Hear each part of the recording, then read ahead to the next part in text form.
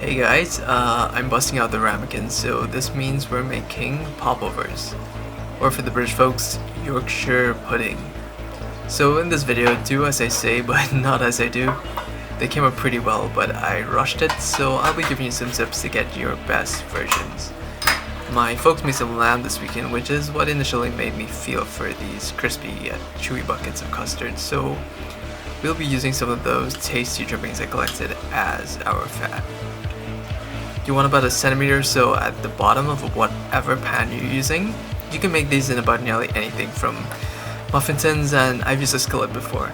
So you want to pop these in and get the ramekins and the fat nice and hot. So the ratio for this can be any easier. It's equal parts of eggs, milk, and flour by volume, not weight. I just use a quarter cup for demonstration so you can see how basic it is. So basically it's practically pancake batter at 200 to 300% hydration. Alright, likes for this cute pack of milk. Lumps are no good in, any batter, so give it a whisk, and you're looking for consistency, something like completely melted ice cream. Now, I didn't rest my batter, but ideally overnight is best for allowing those granules of starch to hydrate well and swell, and for gluten, the network to relax. So this translates into taller, more vacuous, less dense puddings.